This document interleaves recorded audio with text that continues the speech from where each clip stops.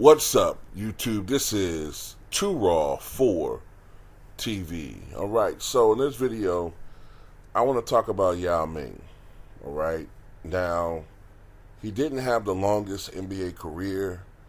The last few years of his career were pretty much just marred by injuries, in particular to his lower feet, to his feet, and lower extremities.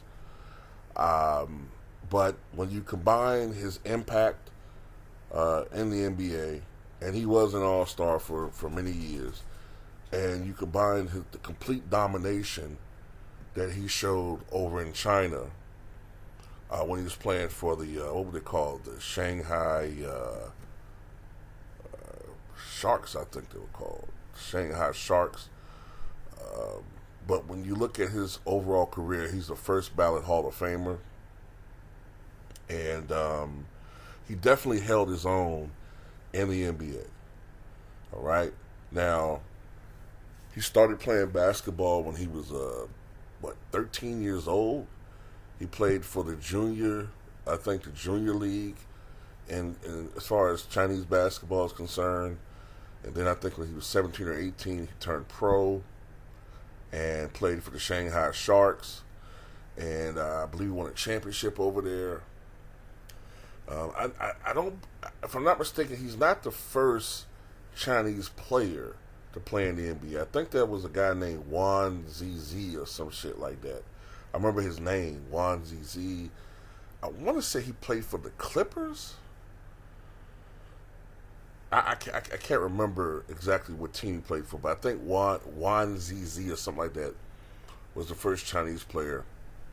But Yao obviously is the best Chinese player to ever come out of China, and he debuted in 2002 with the Houston Rockets.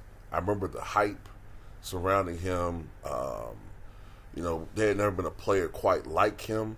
We've had players that tall before, or even a little bit taller, like George Muresan 7'7", Manute Bowles 7'7", Sean Bradley 7'6". Yao was, I think, 7'4". But eventually, he grew to 7'5", I think, and his shoes 7'6". But we had never seen a guy that moved as well as Yao Ming did. Now, I'm not saying he was the greatest athlete in the world, and he could be a little bit slow in some of his movements, but for a guy that was 7'6" and almost 300 pounds at the time, 290, I think, he was very agile in comparison to some of the other gangly big guys that we've seen at that height. And his rookie year, Yao Ming averaged 13.5 points and 8.2 rebounds. And, another thing that Yao had to adjust to is, if I'm not mistaken, he didn't speak fluent English when he first came over. Not really. And he had to often speak through an interpreter. So that kind of, and I don't want to get into Stephen A. Smith trouble saying this, but he kind of had some, I guess, communication problems with some of his teammates. But, eventually he did learn English and learned it very well. His second year was his breakout year, 2003-2004, 17.5 points, 9 rebounds, 1 assist, 1.9 blocks.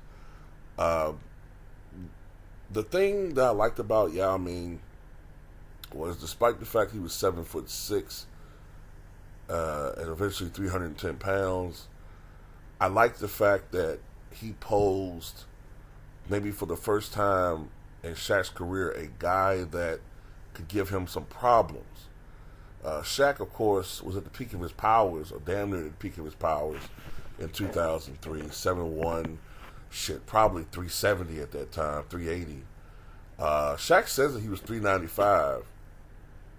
I think he said 2003 or 4. He had got up to 395 pounds. And I believe him, because he was fucking enormous. But anyway, Um, Still, Shaq was 7 feet, 7'1". Yao being 7'6". I mean, that's a guy that really has a distinct height advantage, and he could shoot. He had a nice jumper all the way out to about 21, 22 feet. Occasionally, he could knock down a couple of threes, but at that time, 3-pointers were something that they did not want centers doing. This that didn't really start until like 2011, 12. But centers, they really refrained from shooting from outside. A great free throw shooter, 83% for his career. He was very efficient, 52% shooting for overall for his career, 19 points a game. He averaged 9 rebounds a game. He was not the greatest rebounder. A lot of his rebounds came because of his height. And also he didn't move that well laterally, and he wasn't really good at boxing out. So he didn't get a lot of rebounds per se. He only had 2 years where he averaged 10 rebounds a game. He was a decent passing big man. But that wasn't really his role in the offense. His best season was the 2006-2007 season. Now that year he only played in 48 games as he was starting to have issues with injuries, but he did average 25 points a game and 9.4 rebounds, 2 assists, and 2 blocks during that season. And he shot 86% from the foul line. And, but Yao was not also I would say Yao was not as dominant a shot blocker as you would think. But he and Tracy McGrady combined to lead a Rockets team that was definitely formidable for many years. For many, many years. Not a championship contending team, but they were a very entertaining team. And they were a team that was a tough out. They were a tough out. But ultimately, they never got the first round of playoffs when they did make the playoffs. And it's like considered the Tracy McGrady curse. But for some reason, that never really went against Yao Ming either, right? But Yao Ming just had the same issues that I see with all players, with very few exceptions, that are over 7 feet tall. Over 7'2". 7'2" seems to be the cutoff. But I say that because, Kareem Abdul-Jabbar was relatively healthy. Dikembe Mutombo was a great rebounder and shot blocker. He was 7'2". There's a couple other guys who were 7'2", and they're Hall of Famers. But I noticed once you get above that 7'2" range, going to 7'3", you start having issues with your feet and injuries. Arvydas Sabonis was 7'3", and eventually he had issues with injuries. 7'4", you had a guy like Ralph Sampson, one of the greatest collegiate players of all time, but he had issues with injuries that ruined his career. That's the problem. That's one of the concerns I have for Victor. What's a guy named Victor Yama, whatever his name is. Being 7'4", I have concerns about that. Just being that large, and especially with a guy like Yao Ming weighing 300 pounds, going up and down the court, playing 80-something games over a period of several seasons, it takes a toll. And by 2005, 2006, he was already starting to have injury problems. Now, 2008, 2009, Yao had a very injury-free season. He played in 77 out of 82 games, and he averaged 19.7 points, 9.9 rebounds, 1.8 assists, and 1.9 blocks. Shot 55% from the floor, and he shot 87% from the foul line.